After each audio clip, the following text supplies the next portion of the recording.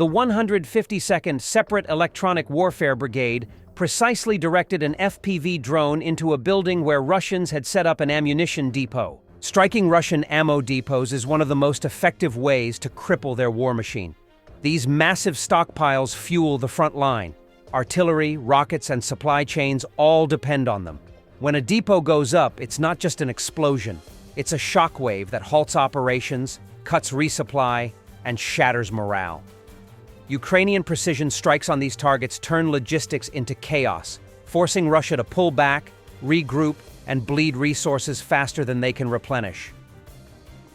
During a victory parade in one Russian region, a symbolic Kremlin tower collapsed after getting caught on festive decorations. The Kremlin has fallen, idiots! Unmanned Systems Regiment Phoenix served up a spicy evening, striking deep into Belgorod region and taking out Russian equipment. Among them, a Russian Tor-M 2 air defense system. The Phoenix Unmanned Systems Regiment, part of Ukraine's State Border Guard Service, has emerged as a formidable force in modern warfare. Specializing in drone operations, this elite unit conducts precision strikes against Russian targets, including tanks, artillery, and supply convoys. Their arsenal includes both domestically produced drones and advanced systems like the US-supplied Phoenix Ghost, a loitering munition designed for deep strikes.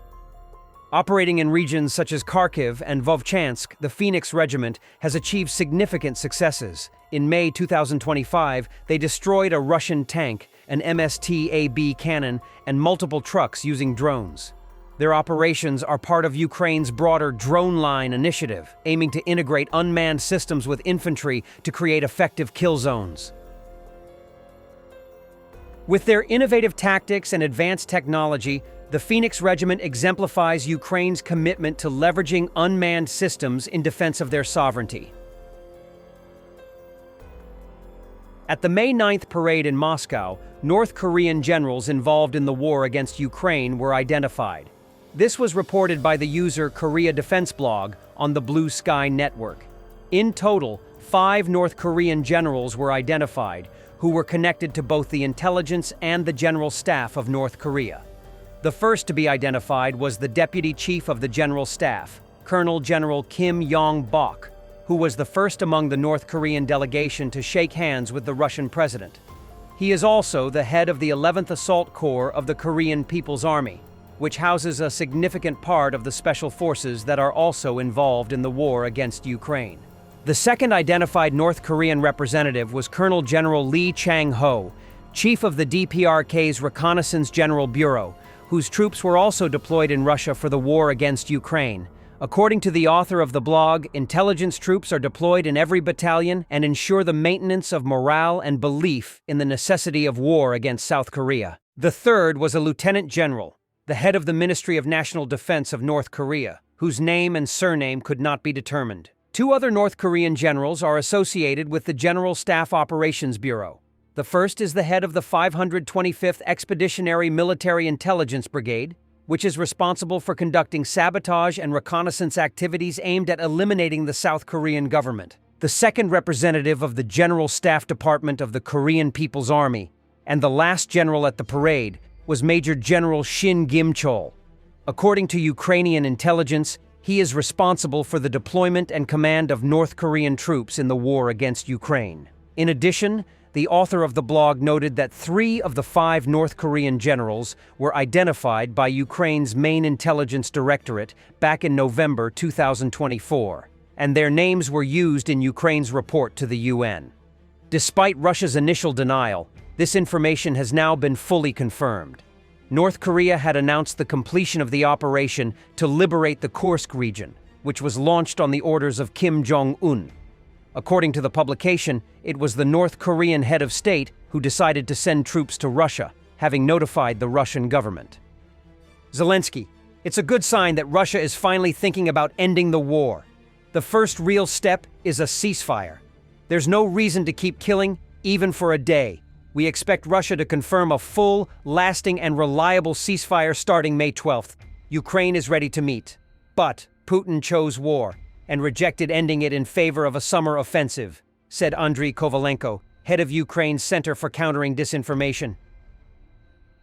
Macron on Putin's offer for Ukraine talks. A first step, but not enough. Adding that Putin's looking for a way out, but also just trying to buy time. The armies of India and Pakistan have exchanged missile strikes on each other's strategic targets. Pakistan has convened the body that controls its nuclear arsenal. In the early morning hours of Saturday, May 10th, the Pakistani government announced the launch of a large-scale military operation called Banyan Tree, Strong Wall, against India, calling it a response to aggression. This happened an hour after the Pakistani army spokesman, General Ahmad Sharif Chaudhry, accused India of a missile attack on 3 Pakistani air bases, including Noor Khan. Noor Khan Air Base, about 10 kilometers from the Pakistani capital Islamabad, and serves as the headquarters of the country's military command. Eyewitnesses recorded Indian cruise missile strikes on this base, where aircraft of the Pakistan Air Force were stationed. Soon after, the official channel of the Pakistani army announced the destruction of the BrahMos supersonic missile depot in the city of Beas, as well as strikes on the Indian air bases of Udhampur in the Indian part of Kashmir and Pathankot in the state of Punjab. It was claimed that 25 targets had been hit in India, including the S-400 system in Adampur. The Indian military called these claims unfounded. The Pakistani military also demonstrated the use of 155mm caliber wheeled artillery systems and Fatah-1 multiple launch rocket systems with high-precision missiles. The Indian authorities, in turn, issued a statement of readiness to respond to new attacks.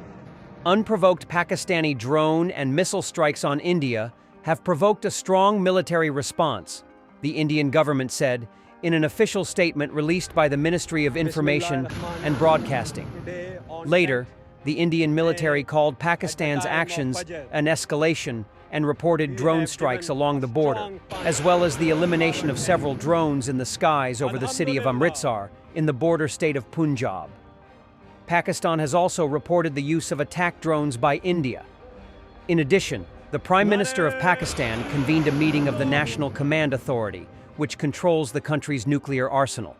The National Command Authority is the highest coordinating body comprised of civilian and military officials who make key security decisions, including the use of nuclear weapons.